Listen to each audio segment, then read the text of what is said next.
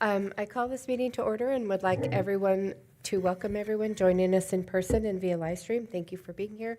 All of our board members are present. The purpose of the work session is to receive operational reports from the administration and discuss matters as a board. The first cell phone policy committee is scheduled to take place tonight at 5 o'clock.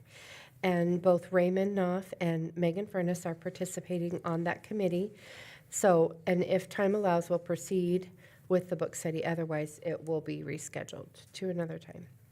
The addendum materials include a revised memo for the advanced retirement resignation notification incentive proposal, an open letter from Washington Elementary Advocates, and Policy 2203, board committees, and written comment.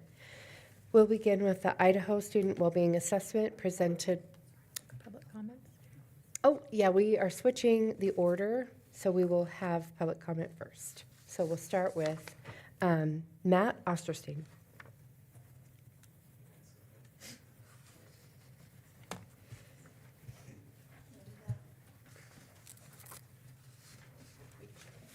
Thank you.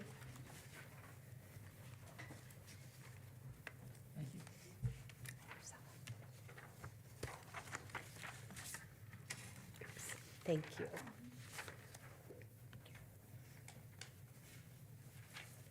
Thank you. Thank you.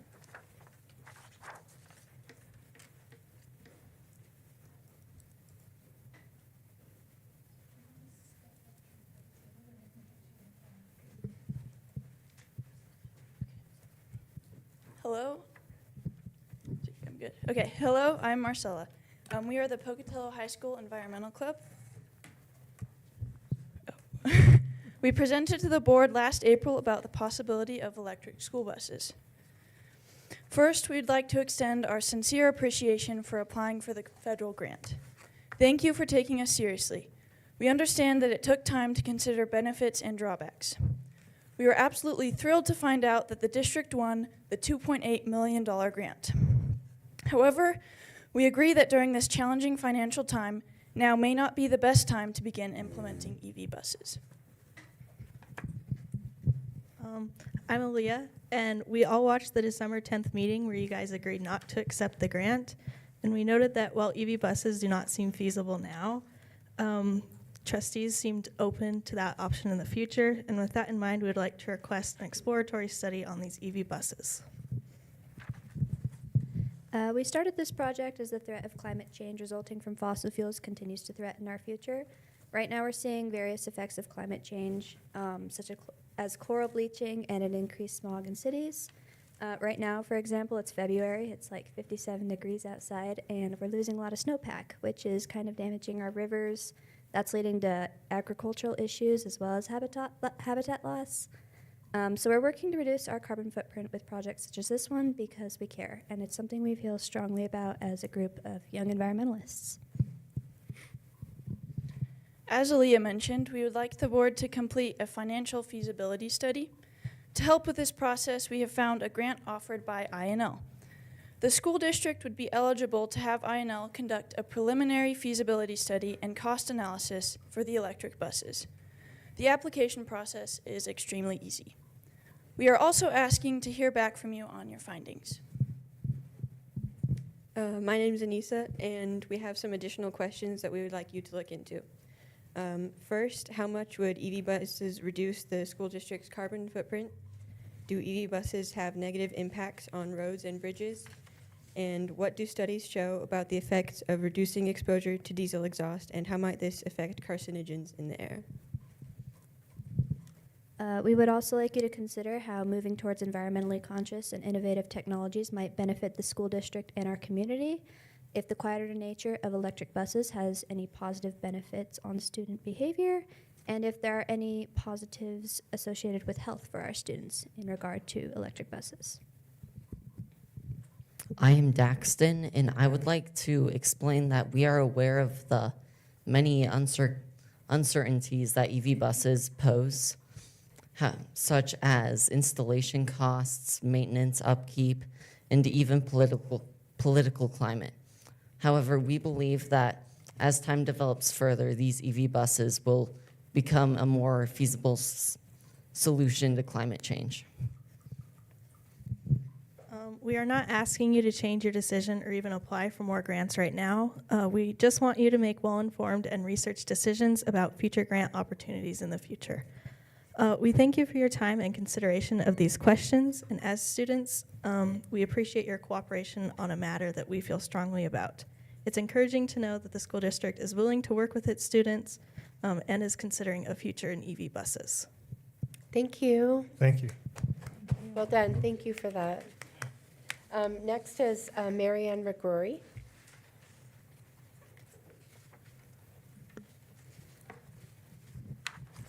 Just real short and sweet, I'm here to publicly state the PEA is supportive of Heather Clark's, at the last meeting, the proposal that will be made to formulate a committee to look at Washington, the building, and we would be glad to be a part of that. Thank you.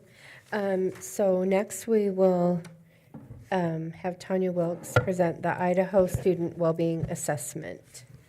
So I just wanted to get in front of you assessment we would like to distribute to our secondary learners. If you notice the memorandum I prepared for you, it talks about how this has been approved by the legislators. It's been supported by the State Board of Education. They're funding it. They're looking to try to fund it again next year so that we have data throughout the years, not just a one-year snapshot, so that we can really look into our student and youth in our community and what our strengths and weaknesses are with data-driven facts and decisions rather than just feelings. This is parent permission, so we have an online. They will be supporting us throughout the whole process on how to distribute those online parental permission. We have to get 60% in order to distribute the survey. Oh, so it's not a approve, not approve. You have to get 60% of. Parental permission, and those students that have parent permission are the only ones that would be allowed to take the survey. Interesting. So on that, sorry. On that parent permission, do they get to see the survey as they Yes. go into it? Yes, all the information you have here, they have it, other than the memorandum of understanding and what I've put together for you. So yes, the at a glance and the questions. They have access to both. And we have flexibility to take away any questions that we want, or, you know, and not necessarily add them, because they don't want to take away from what they've developed. So who gets the data? Only us. Only Nobody us. else It sees it. doesn't- It's all anonymous once we get it, so it's Okay. not tied to an individual. Okay, or an outside group, Nope. or a, If we want to share, we can share, but it comes So to it's us. it's given to us through Boise State University, though. It's funneled through Boise State University, yes. They what are does that the mean? management piece. And what does that mean? They provide the support, so they have all of the information to be able to distribute this online, the parent permission forms and so forth, and the actual survey, but they do not keep or tie in any names to any of that survey information. But they would have access to it since it came from them. No, they give us, they're just Access. producing the tool. yes, they will not keep any, they will not distribute to anybody else, they will not keep it, yeah. Unless we get. Keep it, or do they ever have access to it? Far as my understanding, it is ours, and they will not have access to it. But I can double check for you, Miss Judy. It's all anonymous. I also, think right? it's right here on the, all collected data is confidential, will only be reviewed by approved data analysis at Boise State. It will never be shared at the individual level. Is presented as an aggregate form, so in other words, we can look at it as a whole state of Idaho. There's 10 other school districts right now that are already done it and are now, we actually have kind of a second run at it. Most of them started in September, October.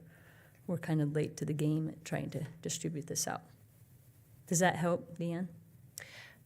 Yeah, Okay. yeah, that's not my only questions, but Okay. yes, that helps with that question. Does anybody else have any other comments first? Jim? Okay, so I am 100% opposed to this, as you can Okay. probably imagine. Uh-huh. So for the reasons of they are medical questions regarding suicide, including, have you considered suicide? And if someone has, and they are asked this, even though it's confidential, if that is brought up in a school setting, they may only have the courage to reach out one time. And I think that if you're in a mental state of depression and considering suicide, they're not really thinking, okay, I reached out and then nobody responded. So that's the first thing. And then the second Can I thing is speak to that extremely really personal. Yeah. Quick. So Yeah, I that's actually fine. become a trainer on QPR, question, refer and refer. Here's the thing, if asking somebody if they are suicidal does not, there is no data that drives that would actually cause them to go Oh, into. no, that's not what I'm saying. Okay, That's not what I'm saying. okay. I'm not saying it would drive them toward that. And then we have CTEL now, and we have 988, and we have our Tell Us What Now. are We have forums to actually promote that, I guess. Are So you that's just worried my- that? Nope, that's just my statement, that Okay. one of the reasons I'm opposed to it Okay. is because I am not in favor of asking a child about their, about Mental committing state. suicide Okay, in a classroom setting. So that's just my first opposition to it. The second one is it talks a lot about, willingness and ability to seek mental health and, details about who would you go to. Only 1 out of the 10 was a family member. So just so, that's also something I disagree with. And they are medical questions also about suicide. So, and then, which I thought our lawyer told us we were not able to do. But, this has already been vetted through legal and through the legislators, so okay. I would understand that would be okay, but I understand, I guess we're just trying to gather information, Right. and you're worried about it being a reporting? I'm just not in favor of asking that information in a classroom setting. But Just it's simply that. not in a classroom setting. My understanding is that it's an anonymous, a link that goes to, the child or to the Yeah, parent and- who then has the child. How is that distributed? So we are going to distribute it through the schools, and we haven't discussed or laid out how that would look at each of the schools. They've done it different ways. Some schools have used it as like an assembly format. You stay in your TA and you do the survey online through their Chromebooks. So during a TA period. Something similar to that. It's a 45-minute survey question. Okay. And then it talks a lot in detail about, parents and their kind of the relationship with parents and their kind of parental rules, very personal questions. But I would say that the most, and I understand that some of these questions don't have to be asked, but in my opinion, none of these have to be asked. In a classroom setting, in an anonymous setting where there wouldn't be any kind of, anyway, that's my opposition is in a Are you classroom worried setting. about them like not being supported while they're answering I these just am questions? not in favor of it in a classroom setting. So, and then the more important, and then there's bullying and things like that, but then it also, it talks about, the way they spend their personal time after school on their own, talks about just family situations and things like that, and then of course, drugs, have you been drunk, cigarette use, the different kinds of drugs, and specifically listing different kinds of drugs and how long and how many times and if you have, and then it talks about personal moral values and standards, and then it talks about, Are you worried about any of those questions? Or? yeah, I'm opposed to all of those. Okay. And then one that I thought was kind of disturbing was sometimes I feel almost as if I were invisible. I would just think that if a child was asked that question, it would I would want to be sure that they were in a supportive environment. And this is anonymous, so obviously nobody would know if they actually reached out and said, yes, I do feel like I'm invisible. And it talks about purpose of life. And then the one that I read that was emailed to me talked about, have you had forced sexual contact, Emailed sexual to you? intercourse? Yes, Did you see this one? from Renee. Number Oh, 31. here it is. Have you been in a situation where someone pressured you, physically, emotional, et cetera, to engage in kissing, sexual touch, or sexual intercourse when you did not want to? And the problem with asking any of questions like this, and then it talks about dating and being physically hurt on purpose, so abuse. So the problem is, from a psychological standpoint, which I am not a psychologist, but from the information that I have had from people who are trained in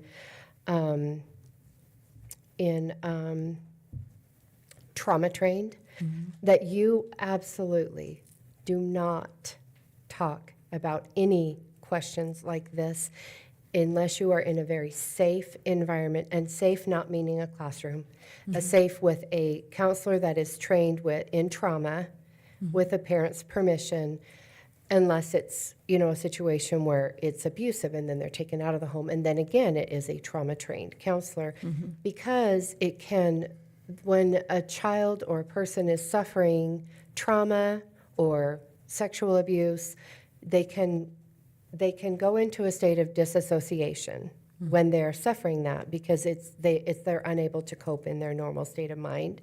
And if things like this, through questions, ideas, are brought up in a setting where they're in an unsafe setting, it can put them into a state of disassociation, that same state of mind where they were, when they were suffering. And it can, they are not in the only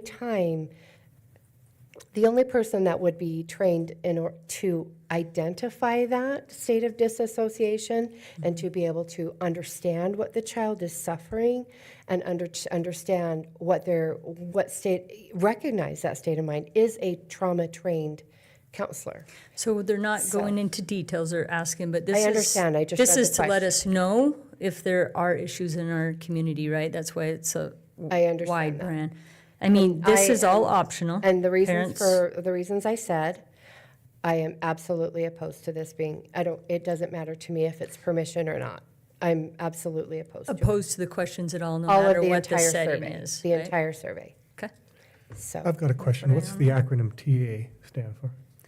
Teacher advisory. Oh, okay. And so then this questionnaire, they would be filling it out on a computer in a,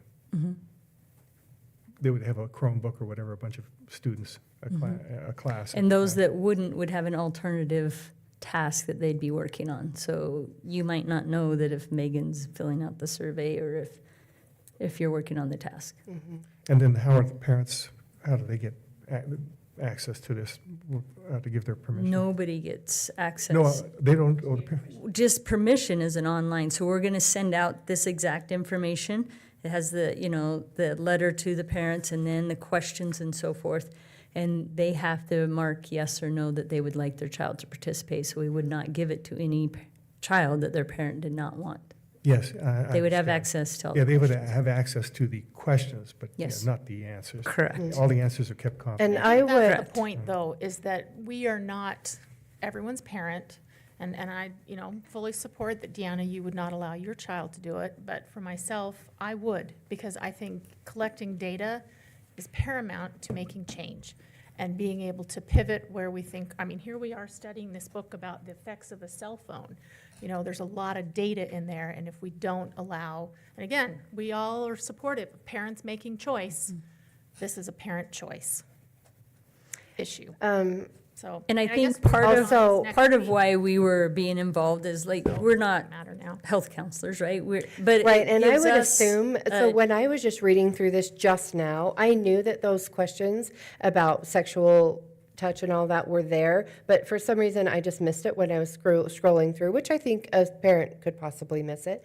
But also, I wouldn't think that that a lot of parents are trauma-trained counselors or We are doctors. not their And parents. so if they didn't understand that this could put their child into a state of disassociation, or if their child is reaching out and they don't even know.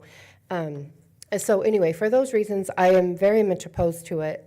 So that's, And I think it's kind of a parent choice, right? I Yep. hope I know everything about my child.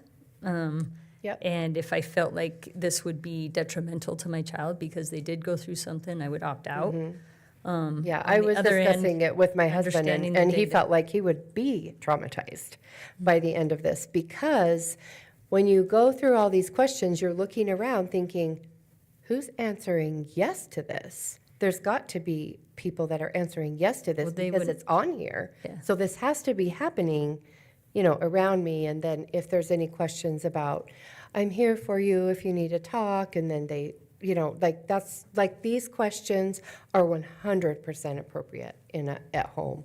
And hopefully, parents would Yeah. want to ask their children these questions. And if these were given to parents, like, here are questions you could ask your child if you're worried about them, that's great. I would think that would be great. And, but that would then That'd be be a at perfect home. world, huh? That would be then be at home. So. anyway. Megan, did you have questions? Yes. So in my experience, this is a very similar survey to one that goes out pretty much every year. When I taught middle school, they got these types of surveys. When I was in high school, we had these types of surveys. Is this our first year joining this particular one?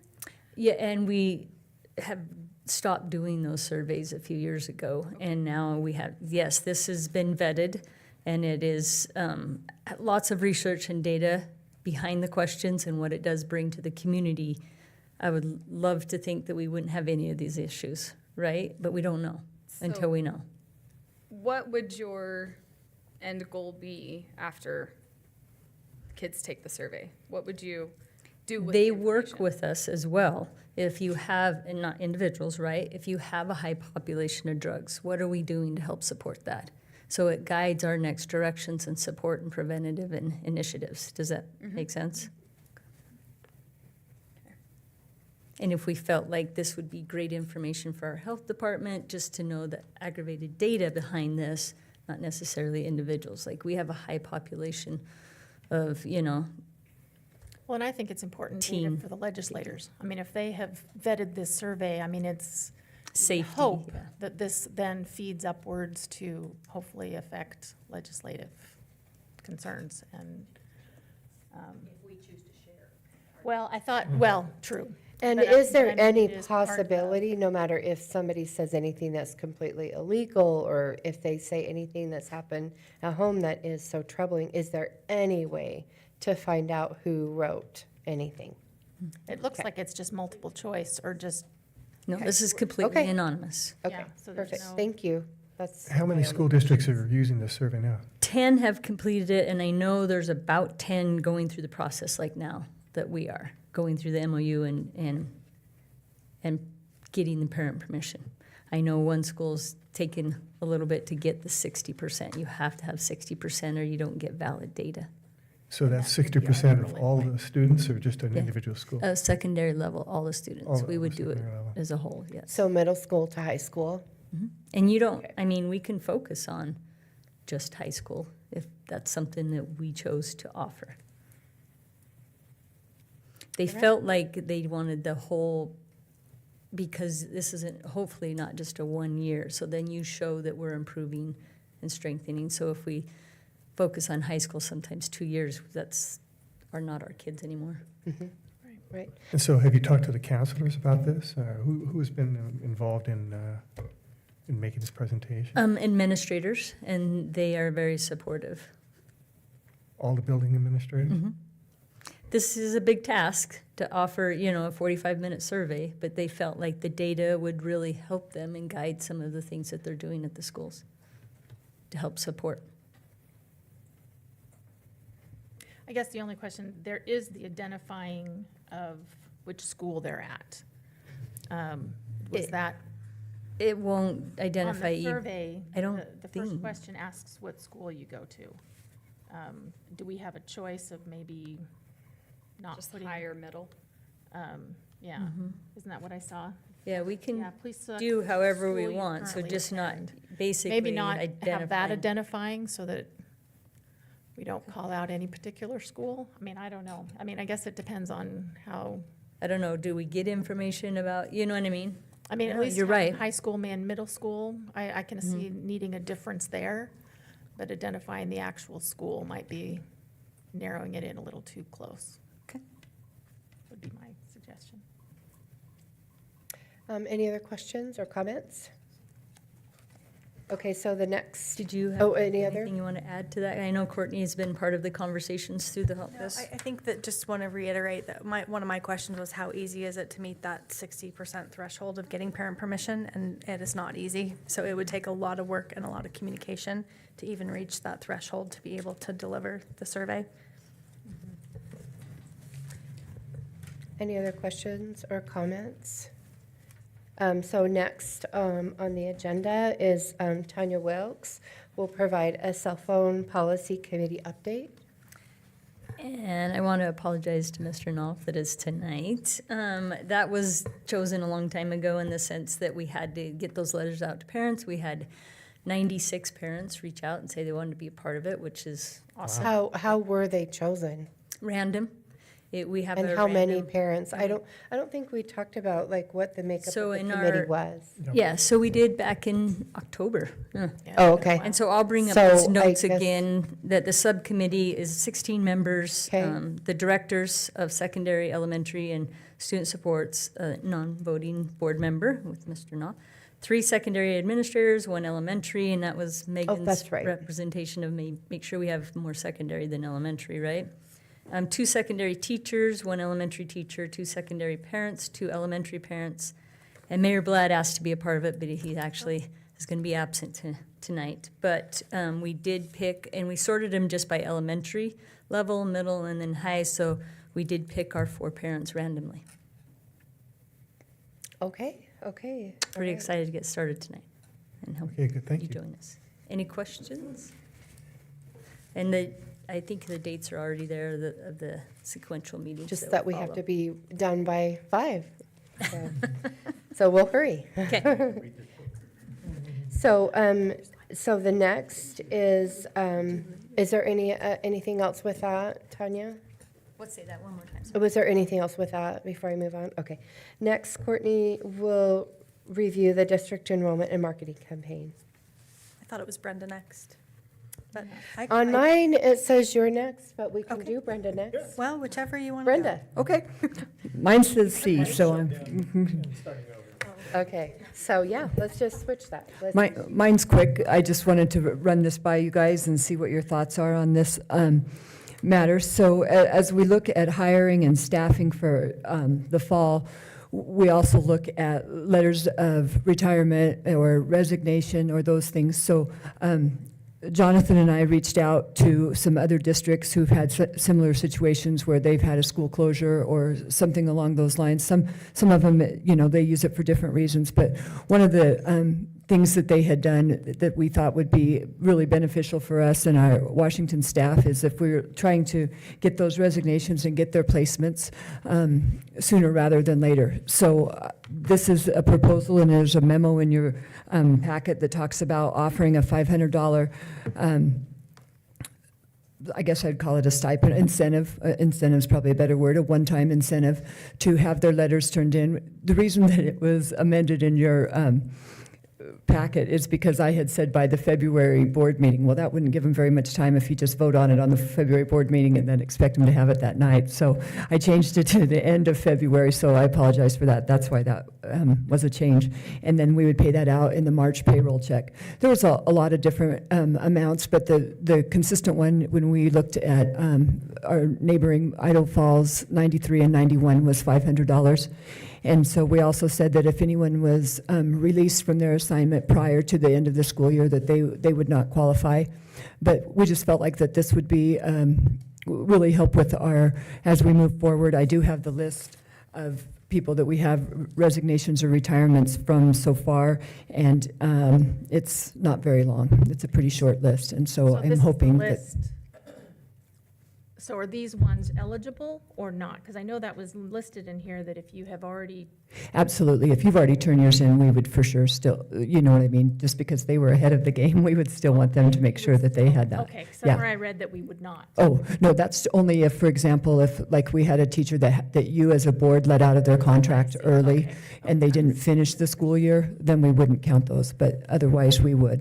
Okay, I missed And also, this is specifically because of the fact that we have boundaries reorganized, and we need to get, you need to get a jump on making sure that all the schools, everybody's placed in a position, and so that's the reason for this. Absolutely. One time. And it's thing. just a one-time, it's not part of any agreement or any of those things. It's just, and also for peace of mind for the Washington staff as we're moving them around, we've made our priority list, you know, based on their seniority and all of those things. And I have a kind of a consistent game plan that I've worked out with those teachers. And so I just feel like it would be a benefit to everyone if we can have that planning done soon. Mhm. Okay, I think, I love it. I think it's great. I'm really grateful for the job you're doing. You Thank you. talked to me a bit about going over to Washington and that communication with the teachers, and I'm really, thank you. Thank you for doing that and making sure that they feel supported and, you know, that they will have a place. And Well, they are an impressive staff. I was over there and met with them, and we have a real solid plan that they know what we're doing and the process that it's going through, and they send emails to me quite regularly, and so that's a good thing. In fact, we were able to make a decision with one of their teachers today already, so that makes me happy for them, Oh. because the earlier the better. That's the best. yes. Thanks. Thank you. So the next it will be Courtney Fisher will review the district enrollment and marketing campaign. Okay, so included in your work session packet for review and consideration is the framework for an enrollment marketing campaign, and it's in an overview. There are 2 phases to that campaign. So it's 6 pages long. I'm just going to give you the nuts and bolts and let you go over it at your leisure with some of the talking points and messaging points in there. But this overview includes a campaign rationale, campaign messaging or talking points, campaign activities, and a preliminary budget estimate. So on page 1, you'll find the campaign rationale, and we know that as districts across Idaho, not just School District 25, experience declining enrollment, this is something that I've wanted to take a hard look at and have been kind of talking about taking a hard look at over the past couple of years. And so the tagline for this, the working tagline is "You belong here," and that would frame the campaign with the sub tag. School District 25, the best choice for your child's education. And really, I think this is an opportunity for us to showcase, especially with some legislation that might be coming down the pipeline, that School District 25 and public school in our local community is the best choice locally for education. So it's kind of framed around that, and it's an investment in the future of our district. We know that strong enrollment drives funding and sustains programs and keeps our schools thriving. So this is a proactive approach to declining enrollment, and it's not just about filling seats. It's about strengthening our community and securing those resources so that we know that we're providing the best education possible. So why is that enrollment marketing critical? It would be framed around these strategies to retain and recruit families. We don't just want to recruit kindergartners, we also want to retain the families that we have. Increase public awareness. We have so many good stories to share, so it's just providing a framework to really showcase all of the good things happening in District 25 right now. Demonstrate our value proposition, strengthen community confidence, and that includes building trust, and then stabilize and maximize that funding. We know how important that is. And so the key outcomes would be boosting enrollment, inspiring families who prioritize choice, that this is the best choice, and sort of turning that choice topic around to benefit us. Strengthened community trust and pride, enhanced awareness of our comprehensive offerings and unique programs, and also our achievements, and then strengthening the positions of public schools as both modern, competitive, and inclusive spaces for families. On page 2, On that first page, can I ask you, on the retain and recruit, I think one thing that you hear over and over is parental involvement. So is there any way to add? I feel like to retain and recruit, I feel like Yes. that's a matter of how much the parents feel included in their Okay, child. I will make that note, and keep in mind, this is a framework, and we can make as many modifications to this as we need to, but I will make a note of that. That's a great point. Okay, so page 2, there's 2 phases to this. Number 1 is the overarching campaign, and that is School District 25 as a whole. We're more than a school district, we're a community, and this is going to talk about the legacy of School District 25 and kind of our history. We have been around for nearly 140 years, so it's kind of benchmarking that as a history, a legacy of excellence, if you will. Talking about our exceptional academic performance. And I'm not going to go through all of these talking points, nor will you see all of these talking points on any one smushed communication. This is just some potential talking points that we can use for if we do a direct mailing. Maybe it will focus on the academic achievement. Maybe it will focus on graduation. We can kind of mix and match these talking points and add more, delete as we see fit, but I'll let you go through those on your own. Basically, we're just wanting to showcase that School District 25 is the best choice for families who want excellence, innovation, and comprehensive experience with a true sense of belonging, which is thus the tagline, "You belong here." Okay, that's phase 1. Phase 2 is outlined on page 4, and that is coming up is our kindergarten enrollment campaign. This is a campaign we do every year, but I would like to combine because I feel like these dovetail into each other. 1, we're showcasing the district overall. 2, we're really trying to recruit families to start their child's education journey right here in School District 25. And so this really gives us an immediate opportunity to roll this out over the next couple of months. So that is highlighted on page 4. Page 5 details how we'll do it. Those are the activities. So priority 1 will be leveraging the communication tools that we already have.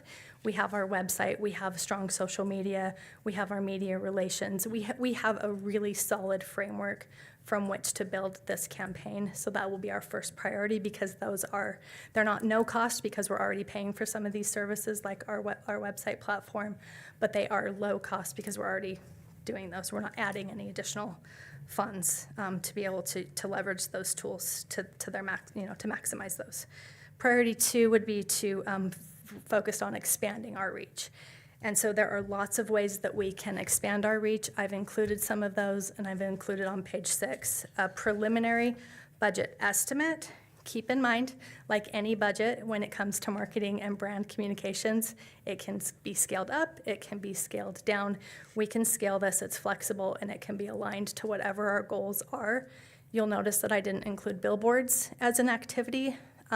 I love billboards. I would love to see School District 25 and our happy little learners splashed all across this community, but I don't believe the ROI is there unless you want to invest in many billboards, multiple billboards, and it's a cost that accrues, and so it's a month to month usually, and they can be expensive. I mean, you can pay for 4 weeks for one billboard $5,000, and so that's just something to keep in mind.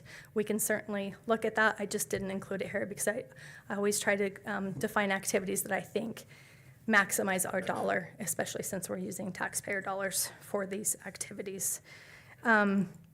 Some costs associated with this may already be in existence with the kindergarten, and so I'm meeting with AJ tomorrow based on the feedback I get here tonight to identify, we're doing flyer printing to send home. We print banners, which will need to be reprinted, and so what is new money and what is existing funds for those to maximize those resources without adding additional strain on the district's finances.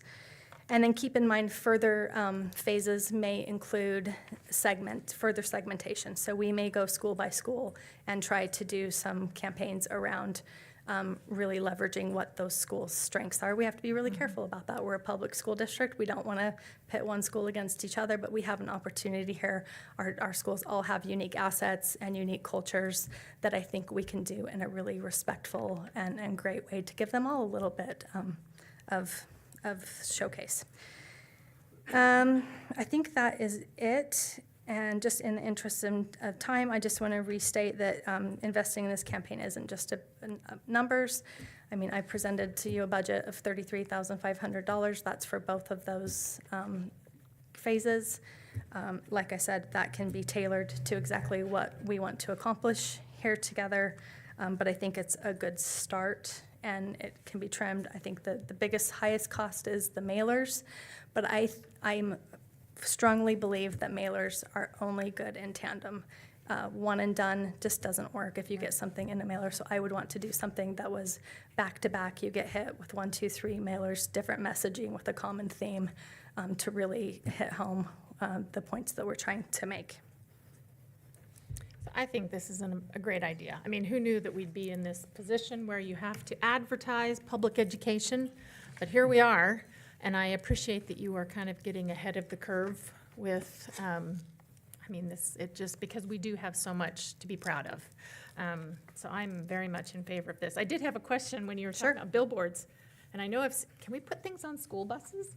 No, I've tried. Really? I've asked that question. Except for the sign about hiring bus drivers, but that's parked. Maybe there's an element about school buses that can be put. Right. know. I mean, You're creative. we can Might do think all of sorts of something. things. We could wrap city buses. I mean, there's Yeah. there's so many We have buses. ways to put your name, and so. Now, on these mailers, is it directed to parents with kids in elementary age, or is there a way to know that? Yes, we would target, for the kindergarten one, we would target preschools. We would target families with preschool age. And you're shooting in the dark a little bit, but we have some really good data that we can use. And we would be, part of this would include working with some people who do this for a living to help try to really target this campaign so that we know we're reaching out to the families who would need this information, and we're just not shooting blankly. It's not like the bond where we emailed, or we sent that flyer out to all registered voters. So that was just a blanket shot. I'm going to try to target this just a little bit better. So then, an obvious question is, where does this funding come from? I don't see Jonathan here, but do you have a particular budget? He is in the back. Oh, there he is. But we would have to set aside some money for marketing Okay. under Courtney's communications budget. Okay.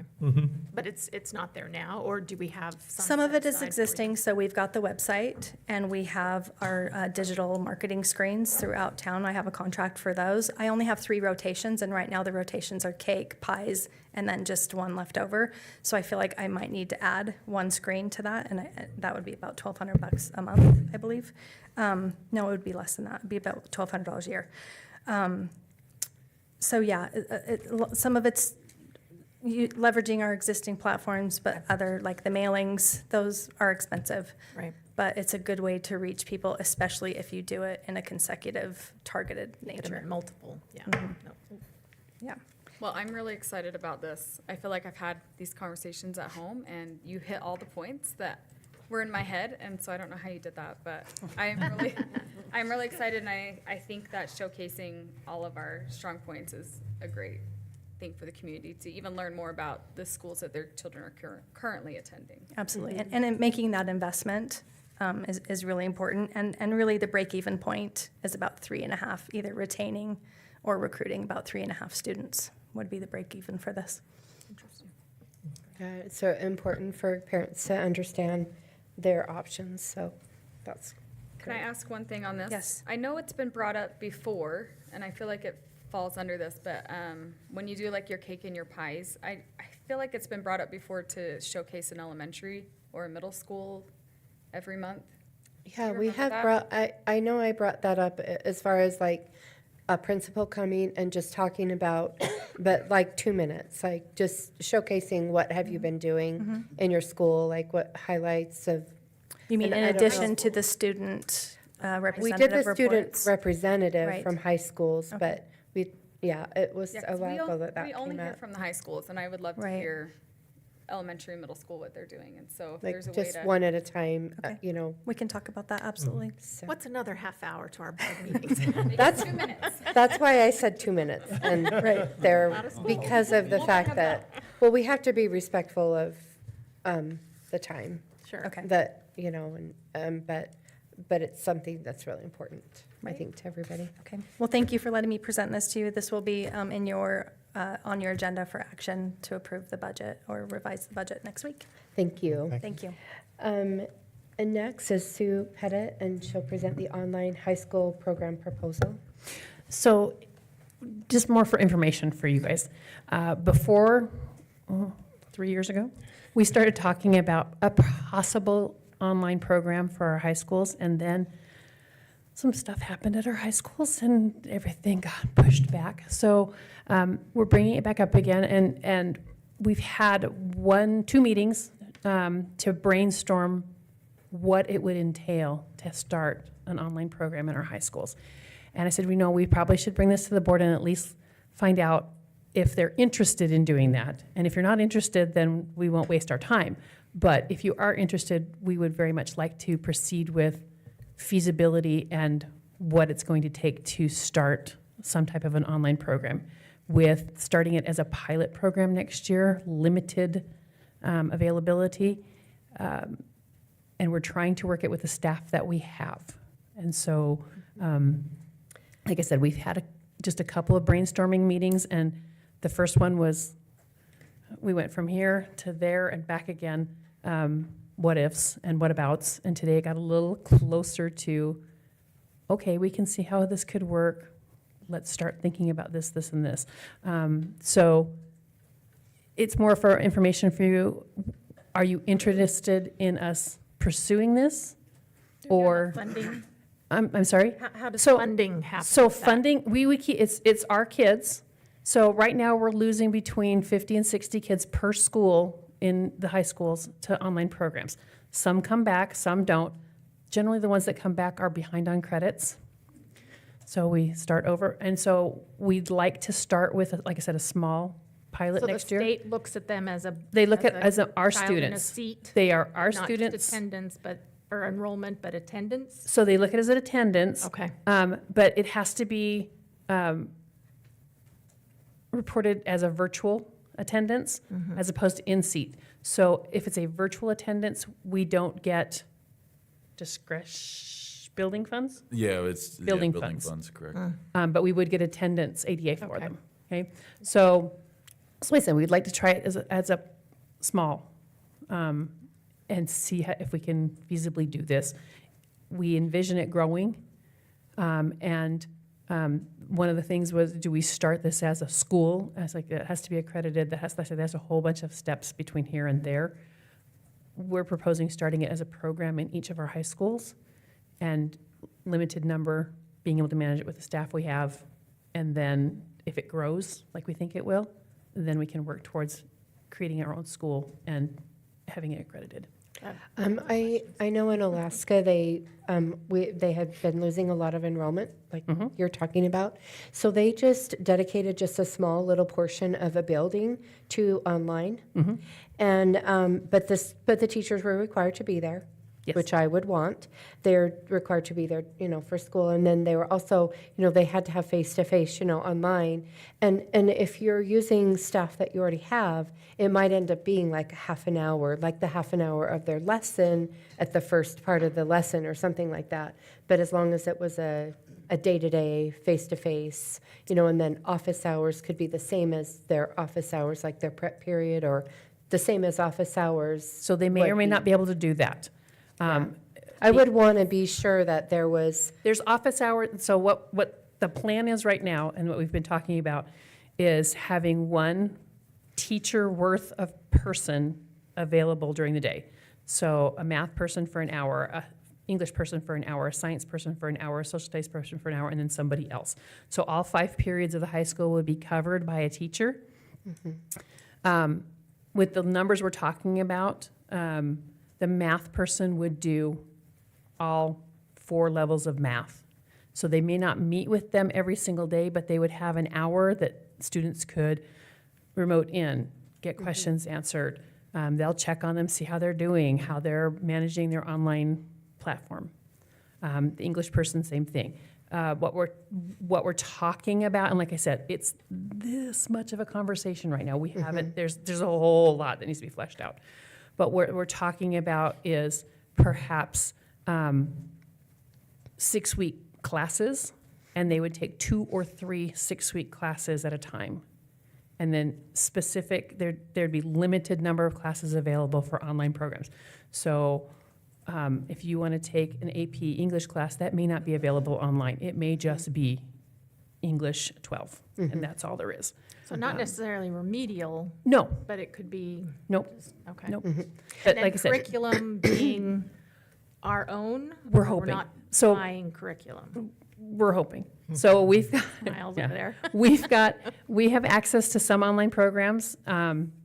We used them during COVID, and then we use them as credit recovery right now. There's been mixed emotions on those. What the plan is, we're hoping, is to have our teachers create their own online classes. It may not be available at the beginning of next year. We may have to start with packaged programs that we own already, and then work our way into doing our own classes.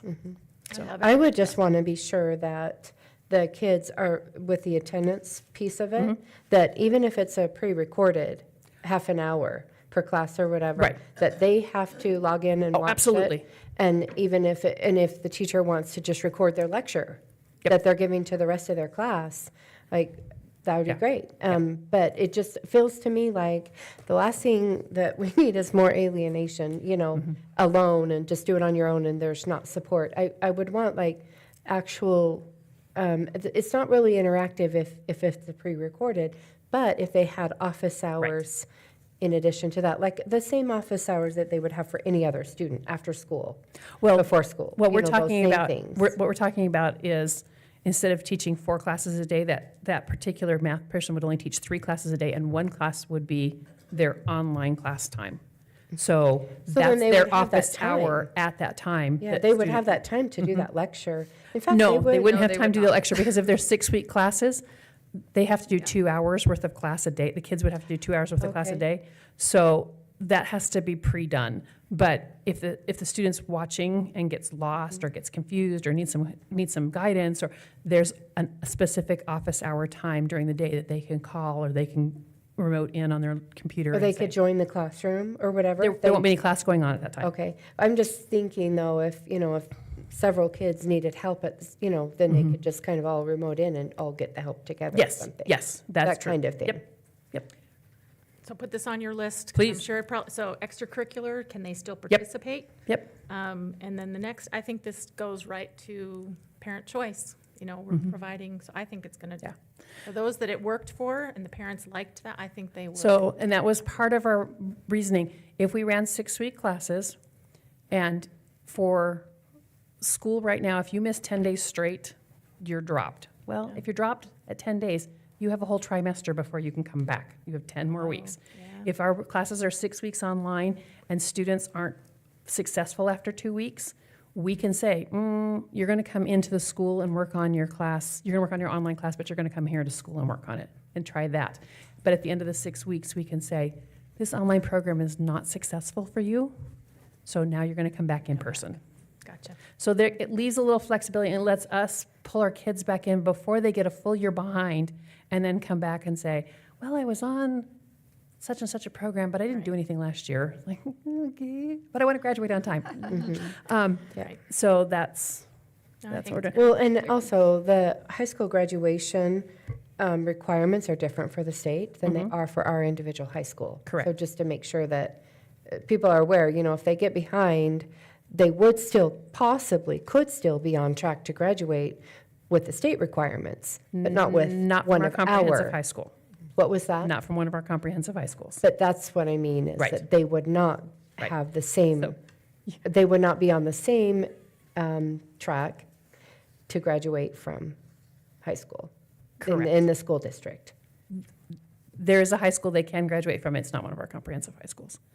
This was the conversation we had today. Yes. So we had that, and we had extracurricular activities today. If they're online, and so this is something you can ponder, because this is But what not the from committee's Highland pondering. Pope or Century. It's, if they go online and say they're participating in athletics at Highland, but they live in Century's boundaries. If they're online, do they get to stay on athletics in Century's boundary, or Highlands boundaries? Or do they have to be where their boundary school is because now they are technically not at that school? Well, And it's so that was, open that's, yeah, and like I said, that is, open enrollment, so, that is all about. So to be, yep, I don't know. and that was the conversation, like I said, that we had for 2 hours today, just all the things you just brought up, that's what we were getting down to today. So, but if you guys are interested in us pursuing it, we are more than happy to keep pursuing it, and I'm seeing nods. I think it's a So, necessary thing to do. I think it's. a Everybody really that we've good talked to has said the same thing, so. Yeah, I know you said you have a lot to flesh out on this still, but I'm getting the idea that a teacher, basically you would be taking away you're not buying their prep hour. Correct. So They're they not- don't It's get a extra separate- pay for teaching the online is what I'm Correct. getting at. It would Is just be it- part of their regular contract. A separate Okay, class. and period. then would it be set up so you could do it concurrently? Like, I'm going to school at Century, but I'm also doing online classes so I can graduate a try early. So that was one of their questions today. For this pilot year, we would prefer not to, Okay, simply because we're not sure how the scheduling, I mean, there's, what we're doing to, when we did this at COVID and we started our online program and said, here you go, we burned out a lot of people, and there's a bad taste in people's mouths. So we have to set this up for Definitely. success. And so for this first year, I would say if you're online, it's 100% online, okay. with the intent that following year, maybe half and half, maybe you want to work ahead. And so I've talked to some of the online programs, they're taking a full load at their high school and 2 extra classes at their virtual school. Well, those two extra classes at virtual school, we can charge to Advanced Opportunities. And they can pay for them that way. So, I mean, there's ways to play with it, but Even though it's not at advanced level or it's not through a advanced, college? it's above and beyond, it's fast forward money, so it's above Okay, and so beyond. even though the class level is not Correct. a college level, Correct. it Do you- still can, that many It's kids above and still be beyond their used. regular load. Do you envision our CTE kids? I mean, would this help them? Yeah. that's Absolutely. kinda what I was thinking Yep. too. Yep, but like I said, for this first year, How are you going to narrow it down? it's probably going to be an application process, and we're going to have limited number, and then if somebody leaves, we can bring somebody else in. And because they're not concurrent classes, synchronous classes, Right. they can start them later or earlier and catch Right. up. So they may not take 3 classes this block, they may only take 1 class this block, and then take 3 the next block, so. I love it. Exciting. Thank you. Okay, you're welcome. So the next is, I'm a little bit confused because this says, Dr. Howell and Jonathan will review the proposed, let me look on here. So I think you're right, Madam Chair, if I'm tracking correctly. Yep. Okay. It just says the proposed. Oh, Whatever you'd like. so it is. So Washington. Oh, no, it's Go okay. ahead. I just fell in the blank. Yeah, so it's in regard to, of course, the Washington Ad Hoc Committee. We've put together just some bullet points for you to consider, and maybe that will guide our discussion today. Jonathan and I are here to answer your questions. Again, this is just brainstorming, some proposed idea of what we might ask the board to consider, but as we finished up that part of our discussion and where we landed on the decision, and then it was mentioned, could we do something else, and what does that look like? And so, again, we're here, we can talk a little bit about revenue sources, district grant funding, that sort of thing, how we might blend or work that in, facility conditions. I think really before we start all of this, though, what will guide our work is what is the final outcome? What does the board want to see in a year's time, in 2 years' time, in 3 years' time? I think if you determine where it is you want to go, that will help us determine how we get there. And so as I think about it, you know, what does the foreseeable future look like? Well, we know a year's time, we can do some, you know, maintenance on the building. We can, again, at the board's discretion, we can do some in-depth analysis and get some cost proposals from structural, mechanical, and HVAC and so forth. Electrical. Electrical, yeah. So again, we could really narrow in on some of those costs, but then we'd like to know what the board, what your pleasure is in regard to how much you want to spend and what your end goal is, I think. I think we should probably start with what the end goal is. Okay. Go ahead. You know, I think, looking down the road, we're hoping that, you know, we'll continue to grow and get more kids, and we always know that it's probably gonna go north. But if that happens, then we can do just exactly the opposite of what we've done now. We can push those kids backwards and fill that school back up. I see that school being back in function and having kids in it, and if all those engineers come back and say it's worth fixing, you know, if they, hopefully the building's in good enough shape that we can continue to fix it up and make it right. But I don't know, I know that we've talked about, or the city talked about, that there's gonna be some growth in the south end, and we don't know how much that's gonna be, and there'll be growth in the north end, but as the north end grows, I know eventually we'll probably be looking at a new elementary school, and rather than a new one, I would just as soon see us fix up Washington and make it doable, so we can put kids back in there. And Do you have a kind of an idea of, we know the number of sort of, I guess, empty seats, if you will, they're just under 3,000. So do you have an idea of, like, if we reached, is there a number that, I guess maybe, is there a number that you would know? I don't really know. There's not a crystal ball. I mean, it'd have to be, in my mind, it would be several hundred, you know. 100 students. or 1,000? I would say at least several hundred. I don't, you know, we lost 900 over the last 7 years. Mm-hmm. So I would say that would have to, at least half of that or 2/3 of that would have to, you know, learners would have to come back into our district. Specifically the elementary side. So a minimum of, you said 900, but maybe a minimum of 700? Mr. Watson, do you have any Again, thoughts? Why don't you come up and That's just, join the At discussion? one of the meetings, you said 500.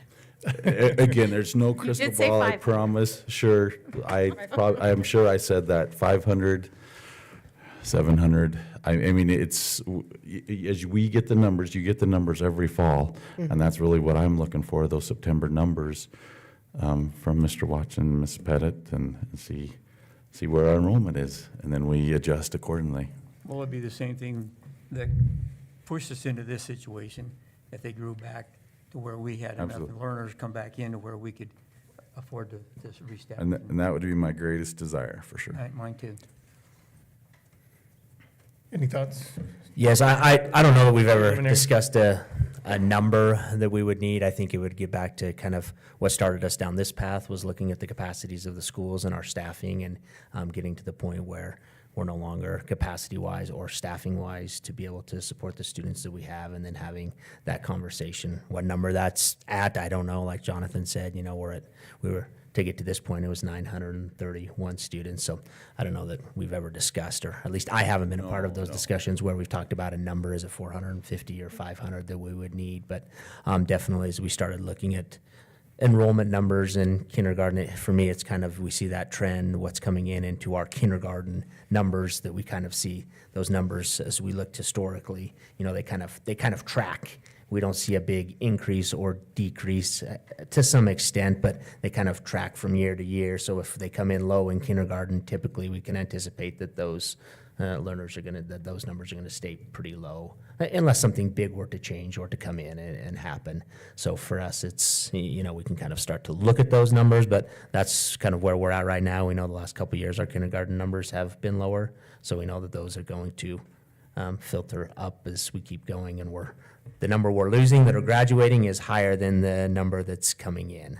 So I don't want to say exponentially, but if that makes sense, we're losing more each year than we're gaining. I think the thing that I have struggled with is that we're kind of just looking at that kindergarten number. And I'm not saying that that's not a leading number to look at, but I clear from the beginning, and even from that last board meeting, you know, we have had a lot of information come at us, and yet we relied 100% on one source of information. And I was not comfortable. That's why I voted the way I was, because I didn't feel like we had the full picture. We didn't look at enough of the elements within our city and what we have available. That's why I've proposed this ad hoc committee, because I think there's more of a deep dive that we owe our constituents. So what I heard you say is you want to look at resources? I want to look at resources. What I else wanna was it? look There was one at- other thing you said. At what else we could use the building for. I mean, Options for there's other use. options for other use. We do have some, I mean, this is still an asset of the school, of the district. And I don't believe, I also, you know, I've got, the CREAC building is in my neck of the woods, and it is the biggest eyesore. And now we have another one, and, you know, unfortunately, I see what's happening to Raymond, but one of the comments that has brought up with that is this lack of some of our underserved populations, Aid for Friends, the people that are in that neighborhood. Anyway, there's just a lot more factors than just looking at that number. And I don't feel like we did enough. I don't feel like we did enough by making this decision. And so I would like to see within a 2 to 3 year time period, of course, you know, how can I commit something if I'm not on the board then? But, I mean, it would take that much time perhaps to do the fixes that it needs without students in the building. But I also think there are ways we can look at some of the funding, you know. I mean, there are places we've been able to find to get the things fixed. So regardless, I think the building needs, regardless of where we end up using the building, it needs to be a functioning building. I would just like to refer to Raymond. I have worked with him for quite some time, and there is not another board member that comes more prepared and does more research, including myself. Even though I feel like I try to do as much research as I can, there is just not. I mean, the dedication and I just want to offer my support to you publicly and just tell you that I appreciate what you do and I value your opinion. You know, Ray is a former district level administrator. He spent his entire life in education, dedicated and committed to education, and has a wealth of knowledge and information, and I just really appreciate what you have to offer this board, and I just want to offer that. And I would hope, Ray, that was not, I'd also fully support you. I'm just saying that was one of the comments that had been brought out. Not to you personally, but that was one of the issues. So resources, options, did you have something that you wanted to add? Yes, noticed. I do. I think all of our buildings are an asset and we should be utilizing them. I don't want to see Washington sold. I want to see us using it. But I feel like my reason for voting the direction I did was that I felt like I kept getting told that in order to actually see what is going on with Washington and what it would take to fix it, and Heather, you brought this up yourself, we would have to kick the kids out for a year. Right. So to me, I was like, why are we postponing this? Why are we pushing this down the road if we're going to have to kick them out anyway to even do an investigation? And so my hope is that we really do a sincere investigation on that building and see the cost, if it's possible to really get it up to where it needs to be so it has sustainability over the years.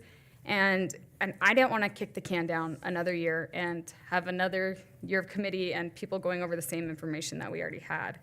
I felt like we spent 4 months digging into it, and I probably threw out way too many suggestions on what to do.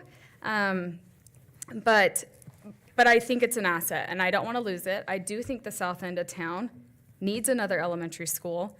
It just needs time for us to investigate the building and see what's going on that we can improve on. And now's that time to me. Now is that time to say, okay, let's close it down and let's really get in there and see what is happening with the foundation and all the stuff that they couldn't investigate in the 8 weeks. And honestly, teachers are coming back before the 8 weeks, so they couldn't get that done in 6 weeks or whatever that is. But I do think that the South End needs another school, like Jim was saying, and I feel like we could use other district buildings in a different way if we needed to. And we have a struggling high school that could use more space, like those kind of things that we could do. But I think now's the time to do that research on Washington. So one more, I guess, mission for the committee would be investigations into refurbishing, the costs for it. Yeah. Okay, so resources that we have Yeah. to bring to Washington. The second one was investigate resources for other uses other than an elementary, because that's what we voted for is School uses, right? school uses. For other district uses. And then the third one was investigating the actual cost of refurbishing. Because once you, correct me if I'm wrong, once you get into refurbishing, then suddenly you have to be up to code in everything. And you're no longer grandfathered in earthquake, in asbestos, in ADA. We definitely would have to work with the city building officials to make sure, but yes, in general, that is a correct statement. Okay. That once you start remodeling it, you do have to bring it up to code. And right now, What percent? none of our schools are up to code, right, as of today's standard, because they're up to the standard of when the date they were built. And as obviously, for months and years, standards change. That's And true. so I'm not saying that they're bad, I'm just saying that they are only required to be up to this current standard when they were built. If it was 1983, then it's whatever the codes were for 1983. And in this case, it was 20. 100 years ago. 105. So whatever the 1920, codes were 1914. then, 14. Oh, I thought it was Yeah. 20. but that's yeah. what would be Right. legal. 405. And so it would be up to today's standards. Okay, that's- So for energy efficiency, for everything.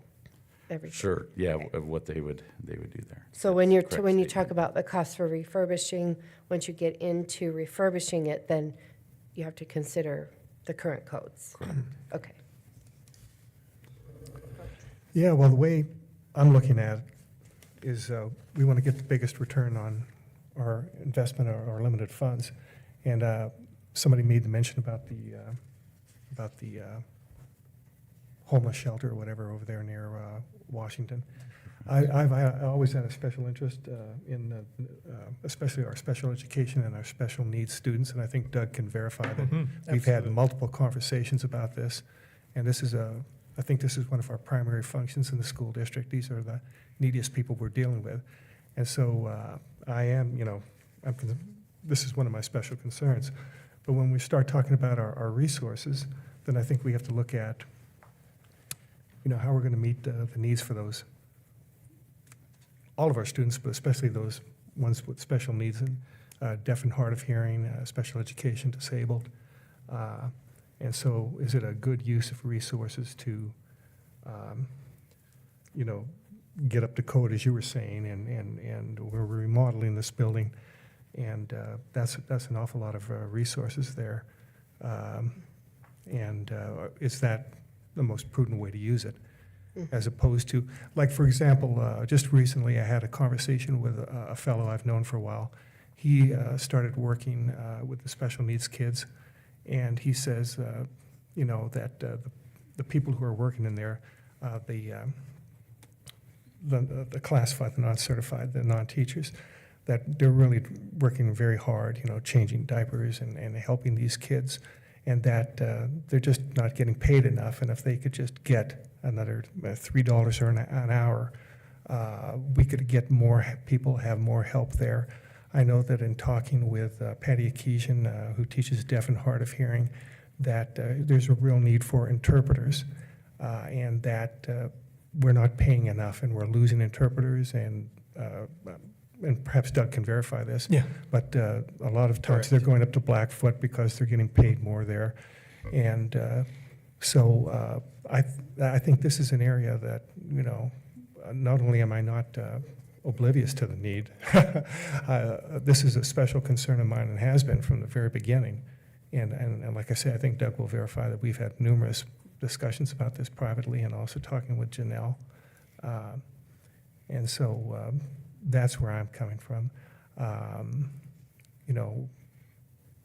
when we look at the needs of those kids as opposed to maybe all the costs of retrofitting Washington, and once we start refurbishing it, we've got to bring it back up to code. Those are my concerns. And we have a limited amount of money, and we have to be good stewards of the taxpayers' money, and that's just the way I've approached it. But I think, in my opinion, one of our primary missions, one of the most important functions we serve in public education is with these special needs kids and these disabled kids, because they're, parents can't handle it, especially if you got a single working mom. They need help, and the charter schools, a lot of times, maybe they'll accept them, but they have to provide transportation for them to go there, and this is a real resource. This is where public education is really filling this critical gap in the support system for our community, and so that's a primary concern of mine, and it has been right from the very beginning, and so I think we need to keep that in mind as to whether or not, how we can most prudently use our resources for the neediest people we're serving in our community. So maybe we can add the best use of resources as another bullet for this committee, that they can also talk about that. But would you want to add special consideration for special services to make sure that if that building were to be used again, that it would have a focus on that? Or were you just thinking of more along the lines of prudent use of resources? Just prudent, because I think Megan made a real good point, and you both made. Everybody's making good points, but just recently, the 2 points you made is that once we start remodeling a building, then we've got to bring it back up to code. And so we've got a multi-story building here that's going to need sprinklers. ADA access is going to be an issue. We talked about an elevator and structural issues. I think primarily one of the things I would agree that we have to look at immediately is how much is it going to cost for the foundation and for the roof and some of these things. Megan makes a good point that we're not going to be able to reuse this building until we make an assessment of how much that's going to cost, and so I think that's a priority there.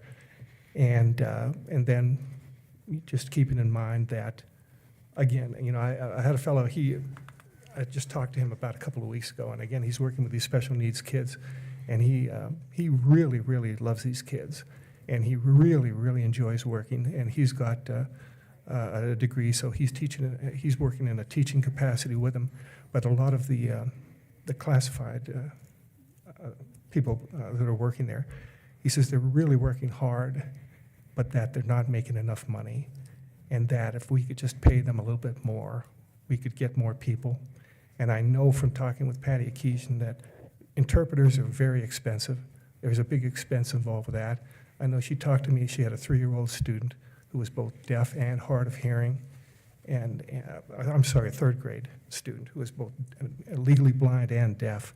And we have students like that who have, very serious needs, but it's very expensive for us to hire interpreters. They cost quite a bit, but we are legally mandated to help those kids, and it takes a lot of resources, and I just think we need to take a look at that.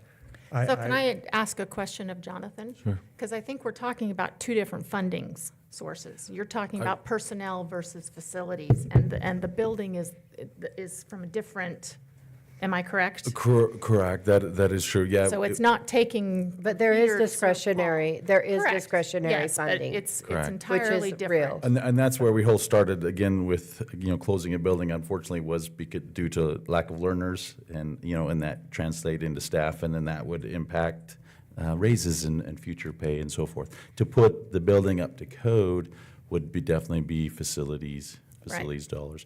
And if I may, just real briefly, just as a reminder, that again, the good thing is this will go in phases, right? And so it's not going to be, here's the Don't big. have to do it all over one night. And the end result is from bids. As you know, we're starting bid season. I'm going to start hitting you with plenty of bids. Those bids come from drawings. the drawings that are engineered many times, most of the time that say, okay, this is what we want done with this school. And then that way those subcontractors know exactly how many sprinkler heads, how many smoke detectors and so forth, for example, for fire. Where we would start is even before that in evaluation. And you mentioned a couple times the structural. That's where we'd like to start because that, I think, hinges on everything. We know, about the roof, and to get good numbers, we'd have to go out to bid for that. But it's the structural that Dr. Hal and Brian and I, we talked about we had observations, done the school. This would be an evaluation by a structural engineer that would actually try to determine the density, or the strength of that foundation. Even do some core samples, all the tools that they have, and then write us a report. From that report, sometimes you can estimate, it's going to be this amount, but until that structural engineer puts it into drawings and it gets bid out, and somebody bids on it, okay, this is going to cost X million dollars. We don't know that number, and as you know, that will be a process that can be, accomplished, with this to the board. Obviously, if it's board, if it's dollars, it'll come to you. And I think that's where I've come from, is that we have been spitballing with this decision. And I'm not saying a lot of us don't have, and that, Jonathan and I agree. Brian have, and when you talk about remodeling and I mean, I'd like to know at what point does it cross over into you have to do everything? We don't know that. We don't know that. Isn't it 60%? Right. And does the I'd building have to find even that need out. 60%? I mean, Yeah, we'd have yes, to we've find talked elevator, but there's, we've been given information that we probably don't need the $500,000 elevator. I mean, there are things we don't know, and that's why I was not comfortable with where we need to know. We just need more information from professionals, city planners, structural engineers, people that really understand this. And at least that's that's what I envision, with this, with this committee, and you tell us, from the board, kind of what you'd like to see from this committee, but, I think these are some really good, Sure. a really good direction. Because the resources, outside resources, all the resources, grants, Okay. From the city, what the city could donate to this. Options for the use, investigation into refurbishing, starting with structural. Yeah. And then the prudent use of resources with a focus on increased staff and salaries for special needs staff. Well, I think, one of the fellows from the WEA, Washington Education Advocates, he said he had done a lot of restoration in the past. He was an architect. Sure, yeah, Mr. Myers, yeah. Yeah, sure. Used We his certainly firm should, several times. He offered his services, and so I think we Absolutely. certainly should look into Absolutely. Yep. So also in your packet, we have included from the policy manual. And just as a reminder, committees, advisory committees, how you would like this reporting to go, maybe the members of the committee. And I recognize that our time is starting to encroach on the next meeting for a couple of our board members. But, and maybe tonight, we just talk some preliminary ideas, let the board kind of think about it in relationship even to this policy, and to give us more guidance at another meeting, or we can, tease those out even today. According to the board policy, we would need to answer the questions of the length of time each member is invited to serve, the service they wish to render, which I think we have narrowed down. I think some of those. we've got that. The resources that the board will provide to that committee, the dates when the board wishes to receive major reports. I don't need to read it, but just the relationship to the board as a whole and their responsibilities for release of information for the press. And I would also add the responsibilities to make sure that it is through the appropriate channels that information is released to the press. And that's part of what our board policy is on committees, is that information is released to the press in whatever way it is decided, so that it's a uniform. Okay. And then also under this heading, there was the letter from the Washington Advocacy Group that proposed a couple of ideas for the board's consideration. And maybe just to let us know your thoughts regarding that. There was a proposal to meet every other week. I think given where we are in the process, that may be a little much. That's why we proposed every quarter, if the board would like to propose something different. But again, this is a longer process. It's not a turtle and hare kind of thing, but it is something that will take some time. It could take us, 3 or 4 months to even get someone in there to look at it. This is the bidding season, so we know that a lot of our engineers are tied up with contractors, hopefully looking at the Highland project. And so we don't really know a time frame, but I think to say that we would have enough information to meet every other week is not accurate. I think we would need more time between meetings. And again, once the board decides, is it an enrollment number that you're looking at? Is it 2 or 3 years down the road that we're looking at? What kind of time frame are we looking at? Again, based upon, just trends and what we have seen, it does not appear that we will have 400 or 500 students in our midst in a year or possibly 2. So to me, biweekly, again, to me, does not serve an appropriate cause or function of the time that would be needed to do this. I guess the only reason why I would think initially is because I know that there's been a lot of work done by that committee, or at least the things that they've proposed in some of the reports and spreadsheets that have been prepared. In here, they're even asking for some data. I think, some of the legwork may have already been done for us. But, I guess it's because I'd like to see some of that and have it explained to me. And I don't know whether that can be done in all one sitting. And I don't know who else how are you seeing the committee comprised of? I see you had 15, 16 people, and I wasn't sure who all that Yeah, I don't know. It could be. This is one school, though, versus like with the enrollment committee. It was the entire elementary in the entire district. Right. So this is one school? I would think we really want to narrow that down because we'll get too many requests, too many projects, too many side interests, and pretty soon you're going down so many paths you don't have a clear path. But certainly the Washington advocates wants a spot on that. I think the mayor said that he would like, or somebody Or from a the delegate city. from the city. A delegate from the city of some kind. Yeah, So maybe at least we know those two. right. And then, and the education. Yes, Marianne had offered on Oh, the behalf of the PEA. Education Association as well the tonight. PEA and then the city, but city The representatives. senior planner there with the city, we have great relationship with him, even, yeah. And So that maybe I the- I guess I he'd think have the one on there, frequency of the yeah. meeting could be determined after that group met, to see what kind of work preliminarily could be Yeah. done first. And Sure. then obviously marching orders to see what kind of, And I think if we work within the parameters of the 4 or 5 ideas that we've identified tonight, that will help us maintain a focus. I guess when I saw quarterly, I could see maybe a report to the board being quarterly, but Yeah.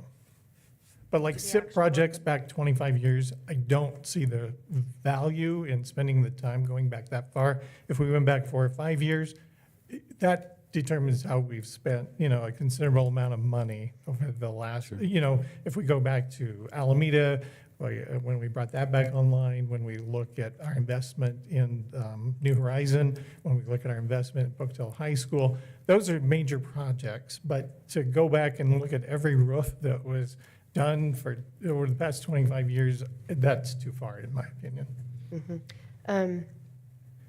Parking lots, painting, that's all that SIP is, the general maintenance and about major major projects. projects though, that Yeah. have been done on elementary schools. Yeah, we can get that. And again, I would say In the past 3 to 4 years, is that? what you probably, I wouldn't go back any further than 5 to 7. said? Okay, Because, 5 to 7 years? yeah.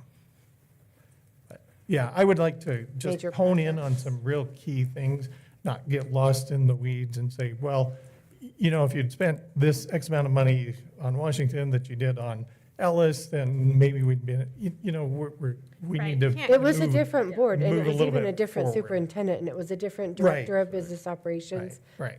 We don't have any control over what happened. Yeah, expenditures, Outdoor Facilities Committee. I mean, mean, that was a we've goal been- of the last board, and you will see a major investment. Which was the board before us. Exactly. So- Yeah, The outdoor So I- facility decisions was before us Uh-huh, even. And right. even though that ended up getting finished when we were here, that was a decision of the previous right. board. PD Tech, I mean, that's been in the works for a number of years, but it wasn't until this last 2 years that it's come to fruition. And we got grants for that too. We did, right. I don't know, I mean, I can see maybe having a meeting or two before we get an analysis of the building, but really to meet every other week before we get to that point really is kind of useless. I mean, if we were to have 1 or 2 meetings before that point, we could probably say, this is what we'd like to see happen and talk about the things that we'd like to have happen if the analysis come back and they're good. And then once we get the analysis back, then we can look at being serious about where we want to go with the building and what we want to do with it. So, do we want to talk about any other members besides the PEA representative, city representative, 1 or 2 board members, whoever, whatever we want with that, and the WEA? Is there any other suggestion that? Jonathan. Yeah, I'd like to be on there. Brian. Brian Glenn. Brian Glenn? Tim. Well, Brian could, it's up to you. I mean, if you would want both of you, or just Brian? Well, just I'd you? like to be on there. Brian and Jonathan. Yeah. Mhm. Yeah. And then That's the board okay. members, I But don't it's know up how to you the want to board. divvy that I up. would like to be on that committee. And I know Jim has. The rotating board member participation, so that would, I'm fine with that too. Yeah, are you good with that, Heather? I didn't just hear. like that on here it says consider rotating board member participation. That's fine. So I like that all of us would have a chance to participate in that and. Yeah, I think that's a really good idea too. And it can be 2, 2 at a time, so. And Jim has asked to be on it. So, I think too, um, from if the we start out with Washington. you and Heather, since you Advoc- started first. Jim isn't on any committees right now. They can start first. Okay, From the Yeah, Washington that's group, not if we really have a one requirement. for sure, but then I would like to invite Jerry Myers. Jeremiah. So he's kind of an adjunct of that committee, near as I could tell. Maybe he's an integral part of it. But I think he would lend maybe a different insight. We have used him for a number of projects. And that's the architect. Across you the mentioned. district. Yeah, in recent years. And so I think his contribution would be valuable. And And, I don't know, and I think as far as programming, you, I don't want to AJ offer. might be able to assist. We could, Yeah, I- I'm more than willing to participate. okay, yeah, because when I we didn't look want at, to just offer. I saw you looking that way, but yeah, when we talk about district programs and functions of the building, maybe in the meanwhile, as we're looking for some repairs, waiting on enrollment to increase, that's a possibility as well that we should be taking a look at. And maybe some members would just be as needed, Yeah, I mean, they can come anytime they want, but sure. they wouldn't have to come, with, like AJ wouldn't need to be there with the structural part unless he wanted to be.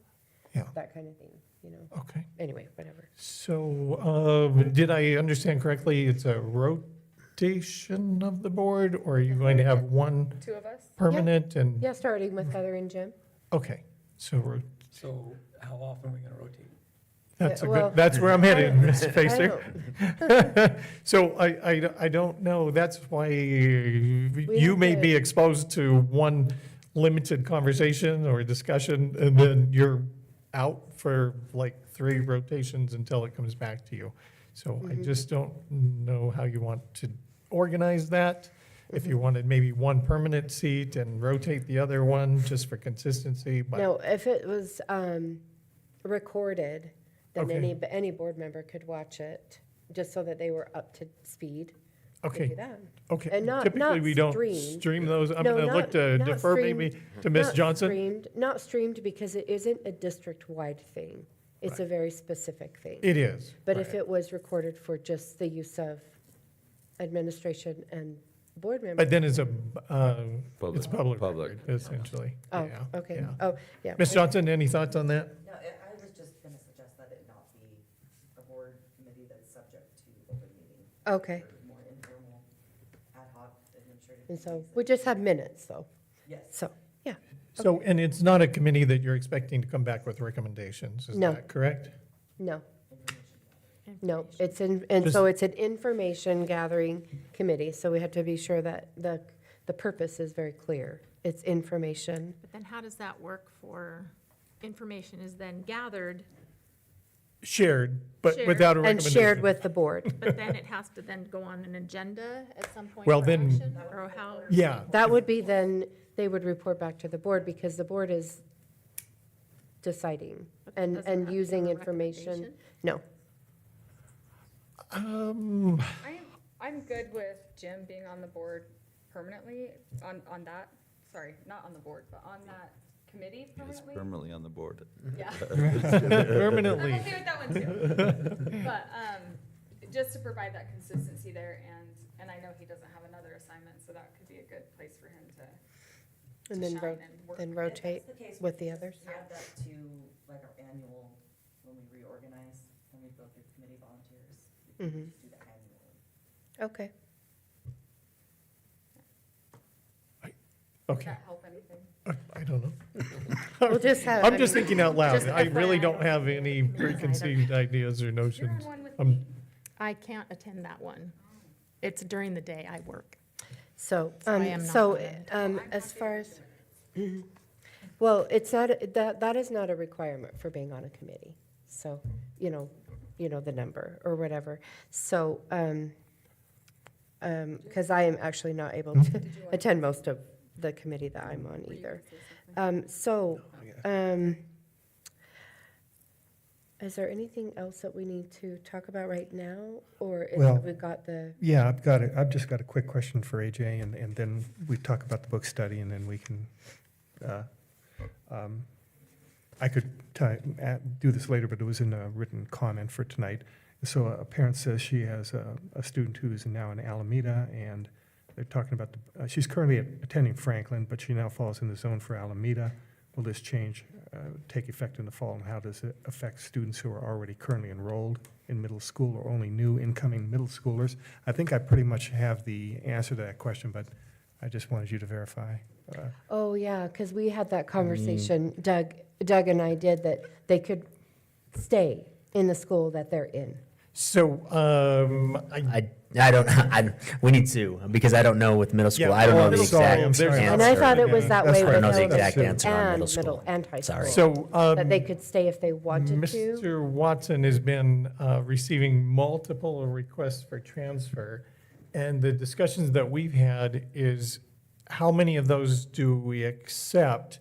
And then that throws the balance out of what we were trying to do with leveling them across the district. Balancing. And so, You don't have to reveal the area, but is it pinpointed to a certain area in town that has the most transfer requests, or it's all over? Anyone that's being, And that would be any area that's consequence being of doing changed, all of we are that getting once. transfer requests from, which you would expect, right? Because Exactly. they're not wanting to change their school, elementary school or middle school. We're receiving transfer We- requests for we those. have- They can- Okay. Right, and we have board policy on that.